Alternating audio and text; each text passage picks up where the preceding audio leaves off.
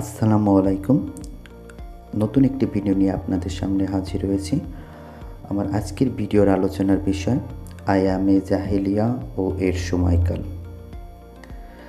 আয়ামে জাহিলিয়া বলতে মুহাম্মদ সাল্লাল্লাহু ইসলাম প্রচার শুরুর আগের যুগকে বোঝায়। আয়াম আরবি শব্দ যার অর্থ যুগ, সময়, কাল। জাহিলিয়া অর্থ অজ্ঞতা, তমস্যা, বর্বরতা বা কুসংস্কার। সুতরাং আয়ামে জাহিলিয়া অর্থ অজ্ঞতার যুগ বা তমস্যার যুগ, এজ অব দ্য ইগনোরেন্স।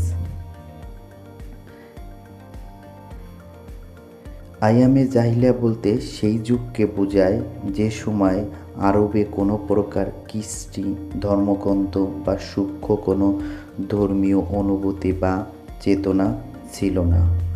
মূলত খ্রিস্টীয় সপ্তম শতকে ইসলামের আবির্ভাবের আগে যখন আর্থসামাজিক, রাজনীতিক ও ধর্মীয় ক্ষেত্রে বিশৃঙ্খলা ও নৈরাজ্য বিরাজ করত, সেই সময়কে বলা হয় আয়ামে জাহেলিয়া।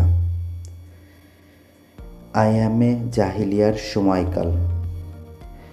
আয়ামে জাহিলিয়ার সময়কাল সম্পর্কে ঐতিহাসিকদের মতবিরোধ রয়েছে। কোনো ঐতিহাসিকদের মতে হযরত আদম আলাইহিসসালামের সৃষ্টির পর থেকে শুরু করে মহানবী সাল্লাল্লাহু আলাইহি ওয়াসাল্লামের নবুয়ত প্রাপ্তির পর্যন্ত এই সুদীর্ঘ সময়কে আয়ামে জাহিলিয়া বলে। আরব ঐতিহাসিকদের মতে হযরত ঈসা আলাইহিসসালামের তিরোধানের পর থেকে ইসলামের আবির্ভাবের আগ পর্যন্ত সময়কে আয়ামে জাহিলিয়া বলা হয়।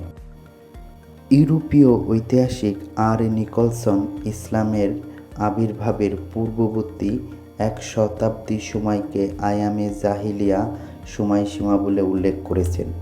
ঐতিহাসিক পি.কে. হিট্টি আর.এ. নিকলসনের মতকে সমর্থন করে বলেন, জাহিলিয়ার যুগ একদিক হতে আদম আলাইহিসসালামের সৃষ্টি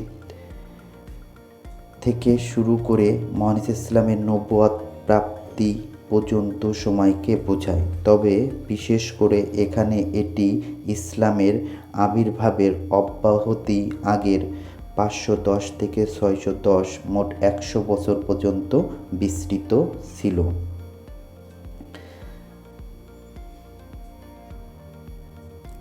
নিকলসন ও হিট্টির এই মতটিকেই আয়ামে জাহিলিয়ার সময়সীমা সম্পর্কে অধিকতর গ্রহণযোগ্য। ইসলামের আবির্ভাবের অব্যাহতি আগের সময়কেই যে আয়ামে জাহিলিয়া বলা যায়, পবিত্র কোরআনেও তার ইঙ্গিত মেলে।